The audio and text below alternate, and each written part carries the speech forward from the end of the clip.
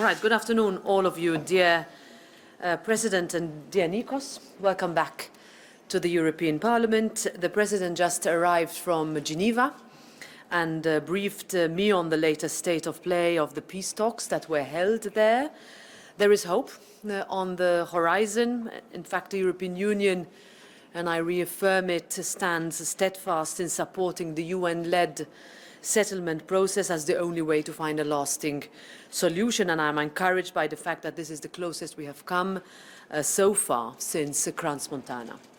The first thing that I said when I was first elected president of this institution was that Europe will never be complete as long as Cyprus remains divided, and these words remain just as true today. The only way to reunify the island of Cyprus and its people is via communication, is via diplomacy and negotiation, and that's why the Geneva talks and its continuation were so important. The European Parliament remains committed to supporting you, dear President, and Cyprus in any way necessary, so let's seize this moment to transform division into unity and conflict into cooperation, because this is truly an opportunity to turn hope into history.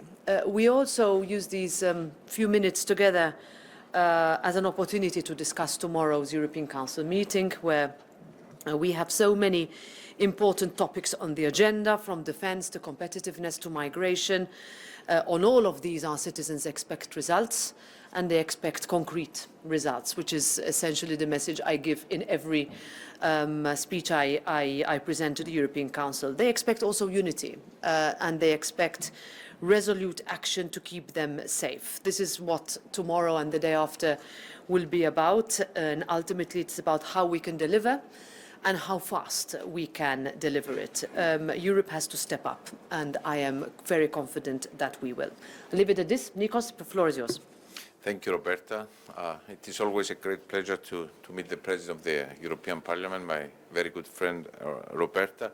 As she very correctly mentioned, our meeting takes place in the aftermath of the Geneva informal meeting on the Cyprus issue convened by the UN Secretary General, and I'm very pleased to note that for the first time since Crans-Montana, since 2017, the Cyprus issue is on a positive, I would say, trajectory, and as a result of our relentless efforts with the invaluable support of the European Union, of the European Parliament.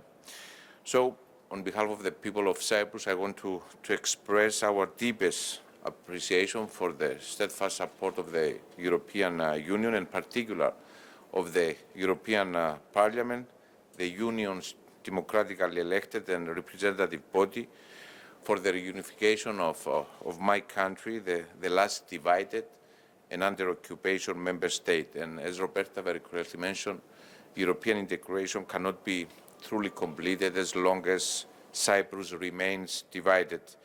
The position of the European Parliament, and indeed the position of the international community on the Cyprus issue, couldn't be any clearer. There is only one basis for a solution, and that is the relevant UN Security Council resolutions, by zonal, by communal federation, with full respect of the principles, values, and the acquis of the European Union. And as I continue exerting all efforts for the full resumption of negotiations, we are thankful for the European Union's support, for the European Parliament's support, for Roberta's support, and active engagement, which is both vital and tangible. With Roberta, we also discuss other issues on our common European agenda. Tomorrow we have a very important European Council. We touch, of course, on Ukraine, Middle East, competitiveness and defense.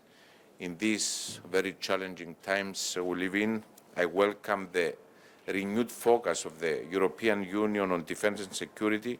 In particular, Cyprus is a very strong supporter of the European Union's strategic autonomy, including, of course, in the field of defense. Today, we also had the opportunity to exchange views for the upcoming presidency of Cyprus, for the Council of the European Union, starting in January 2026. We will work very closely with the European Parliament to deliver a presidency that will contribute to Europe's prosperity, resilience, and of course, more integration. Thank you very much, Roberta. Thank you. Time for two